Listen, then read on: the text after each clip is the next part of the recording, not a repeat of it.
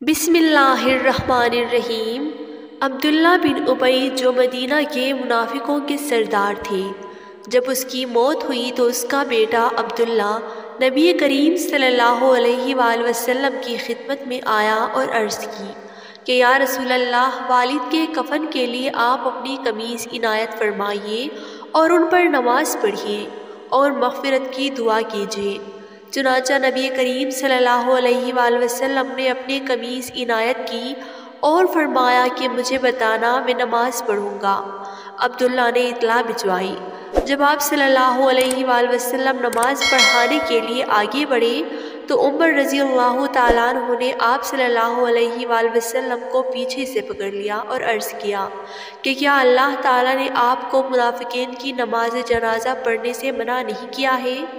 آپ صلی اللہ علیہ وآلہ وسلم نے فرمایا کہ مجھے اختیار دیا گیا ہے، جیسا کہ ارشاد باری ہے، تو ان کے لیے استغفار کر یا نہ کر، اور اگر تو 70 مرتبہ بھی استغفار کرے تو بھی اللہ تعالیٰ انہیں ہرگز معاف نہیں کرے گا۔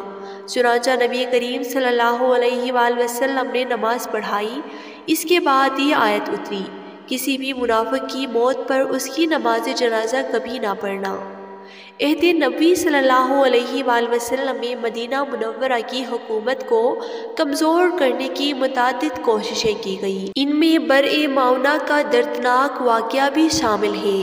یہ واقعہ 4 ہجری میں غزوہ احد کے بعد پیش آیا۔ بنو عامر بنو عطفان کے ایک شاخ ہیں۔ یہ لوگ مدینہ کے شمال میں بستے تھے۔ ان کا ایک سردار عامر بن طفیل نہایت متکبر اور خود پسند سردار تھا۔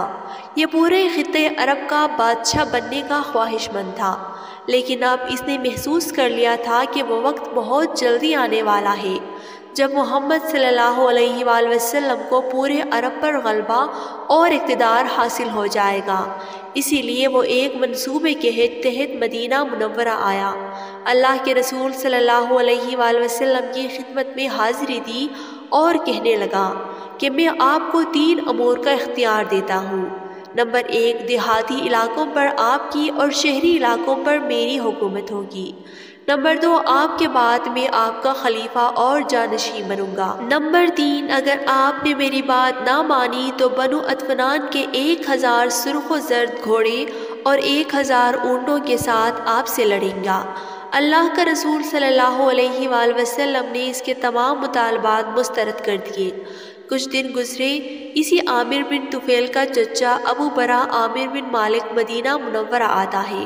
یہ شخص بڑا بہادر اور شجاع تھا۔ اس کا لقب برچھیوں سے کھیلنے والا تھا۔ اس نے آپ صلی اللہ علیہ وآلہ وسلم کی خدمت میں ایک تحفہ بھی پیش کیا اور عقیدت کا اظہار بھی کیا، پر یہ بات مخفی نہیں کہ حضور نبی کریم صلی اللہ علیہ وآلہ وسلم پوری انسانیت کے خیرخواہ اور ہمدرد تھے۔ انہوں نے عامر کو اسلام کی دعوت دی، جو اس نے قبول تو نہ کی مگر اس سے نفرت کا اظہار بھی نہ کیا۔ دوران گفتگو اس نے حضور صلی اللہ علیہ وآلہ وسلم کی خدمت میں عرض کیا، اگر آپ اپنے کچھ ساتھیوں کو اہل نجد کی طرف بھجوا دیں جو لوگوں کو اسلام کی دعوت دے تو مجھے امید ہے کہ وہ اسلام قبول کر لیں گے۔ اللہ کے رسول صلی اللہ علیہ وآلہ وسلم نے جواب دیا، مجھے اپنے آدمیوں کے متعلق اہل نجد سے خدشہ ہے۔ ابو برا کہنے لگا، آپ اس کی فکر نہ کریں، میں ان کا حمایتی ہوں، آپ جسے چاہیں اہل نجد کی طرف بھیج دیں۔ ناظرین، برائے معونہ کا واقعہ اسلامی تاریخ کا نہایت اندوناک واقعہ ہے۔ اللہ کے رسول صلی اللہ علیہ وآلہ وسلم پوری انسانیت کی رشد و ہدایت کے لیے نہایت حریص تھے۔ آپ کی سب سے بڑی خواہش یہی تھی کہ تمام لوگ جہنم میں جانے سے بچ جائیں اور راہ راست پر آ جائیں۔ چنانچہ آپ صلی اللہ علیہ وآلہ وسلم اس کے ساتھ 70 صحابہ کو روانہ فرماتے ہیں۔ یہ لوگ قرآن کریم پڑھنے پڑھانے والے اور قاری قرآن تھے۔ یہ قرار نجد کی طرف روانہ ہوئے تو ان کو بڑی گرم جوشی کے ساتھ الوداع کیا گیا۔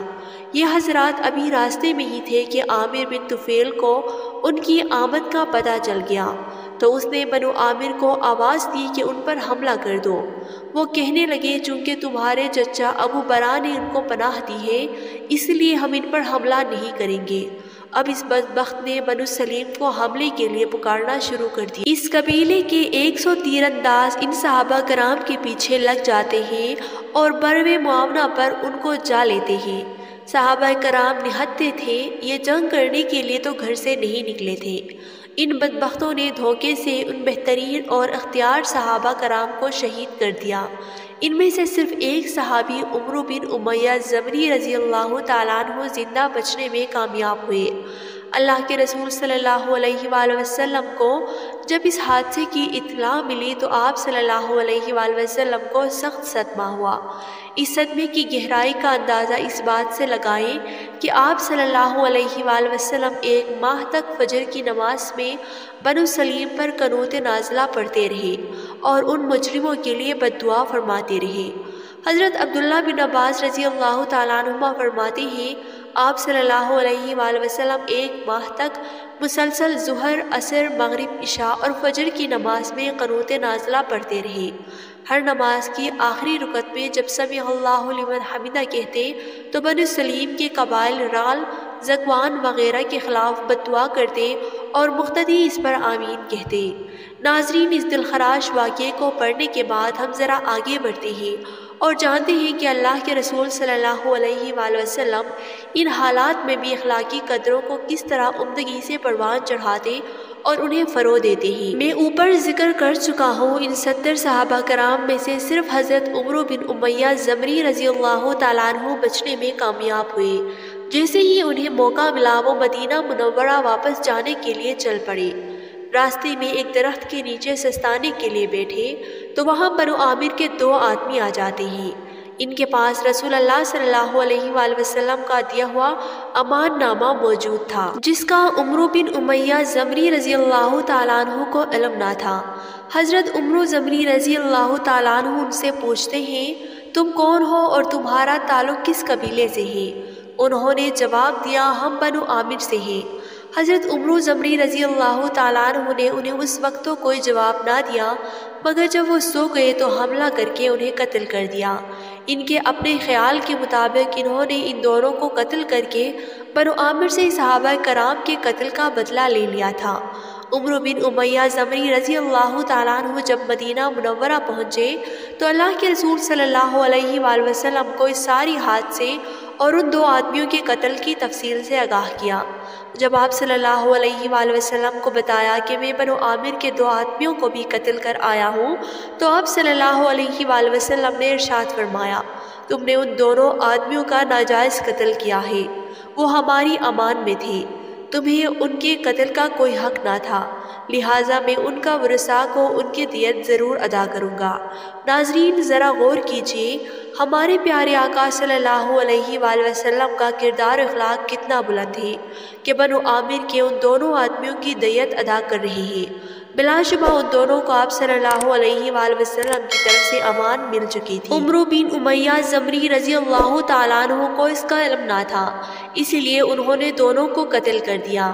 یہ دونوں افراد بلا شبہ بنو عامر میں سے تھے اور اسی قوم نے 70 صحابہ کرام کو شہید کیا تھا، مگر دیکھیے مسلمانوں کے ساتھ دھوکہ بنو عامر کے دیگر لوگوں نے کیا تھا، اس لیے آپ صلی اللہ علیہ وآلہ وسلم نے ان دونوں کو مجرم نہیں ٹھہرایا اور اس قوم کے دوسرے لوگوں سے بدلہ نہیں لیا۔ یہ ایفائے عہد کی بلند ترین مثال اور اعلیٰ اخلاق کا بہترین نمونہ ہے۔ یہ بھی ممکن تھا کہ اللہ کے رسول صلی اللہ علیہ وآلہ وسلم عمرو بن امیہ رضی اللہ تعالیٰ عنہ کے اس اقدام قتل کو شہداء کے انتقام کا ایک حصہ قرار دے دیتے، کیونکہ مجرموں اور ظلم و ستم کرنے والوں سے ایسا سلوک روا رکھا جاتا ہے، مگر اللہ کے رسول صلی اللہ علیہ وآلہ وسلم کا یہ عدل و انصاف تھا، یہ آپ کا اعلیٰ اخلاق تھا کہ آپ نے کسی قوم کے کچھ لوگوں کے ظلم و ستم کو دیگر بے گناہ افراد کے کھاتے میں ڈال کر انہیں مجرم نہیں ٹھہرایا۔ اسلام کی روشن اور اعلیٰ تعلیمات ہی نے مسلمانوں کی اس قدر بلند اخلاق کی طرف رہنمائی کی ہے۔ یہ بات ذہن میں رہے کہ اس نوعیت کی غفو درگزر اور بدلہ نہ لینے کی مثالیں تاریخ میں بہت کم ہی ملتی ہیں۔